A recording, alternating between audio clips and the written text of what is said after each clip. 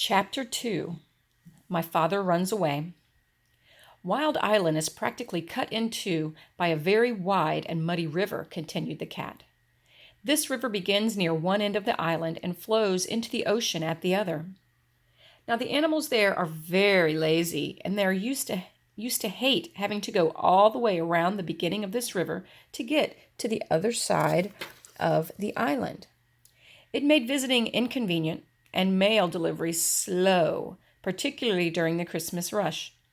Crocodiles could have carried passengers and mail across the river, but crocodiles are very moody and not the least bit dependable, and are always looking for something to eat. They don't care if the animals have to walk around the river, so that's just what the animals did for many years. But what does all this have to do with airplanes? Asked my father, who thought the cat was taking an awfully long time to explain. Be patient, Elmer, said the cat, and she went on with the story. One day, about 4 months before I arrived on Wild Island, a baby dragon fell from a low-flying cloud onto the bank of the river. He was too young to fly very well, and besides, he had bruised one wing quite badly, so he couldn't get back to his cloud. The animals found him soon afterwards, and everybody said, "Why, this is just exactly what we've needed all these years." They tied a big rope around his neck and waited for the wing to get well. This was going to end all their crossing the river troubles. "I've never seen a dragon," said my father. "Did you see him? How big is he?" "Oh, yes, indeed I saw the dragon. In fact, we became great friends," said the cat. "I used to hide in the bushes and talk to him when nobody was around." He's not a very big dragon, about the size of a large black bear, although I imagine he's grown quite a bit since I left. He's got a long tail and yellow and blue stripes.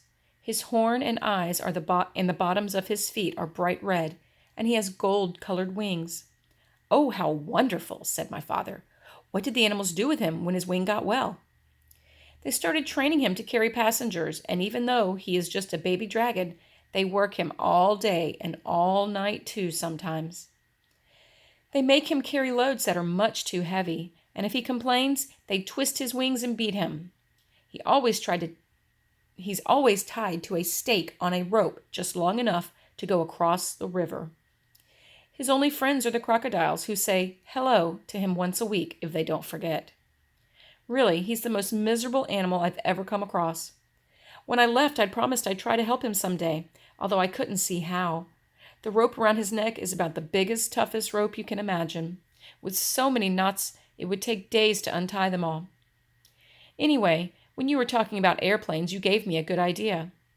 Now, I'm quite sure that if you were able to rescue the dragon, which wouldn't be the least bit easy, he'd let you ride him most anywhere, provided you were nice to him, of course.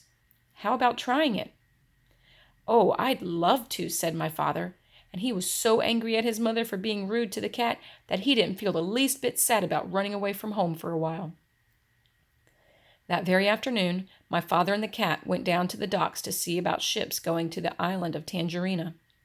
They found out a ship that would be sailing the next week, so right away they started planning for the rescue of the dragon. The cat was a great help in suggesting things for my father to take with him, and she told him everything she knew about Wild Island. Of course, she was too old to go along. Everything had to be kept very secret, so when they found or bought anything to take on the trip, they hid it behind a rock in the park. The night before my father sailed, he borrowed his father's knapsack, and he and the cat packed everything very carefully.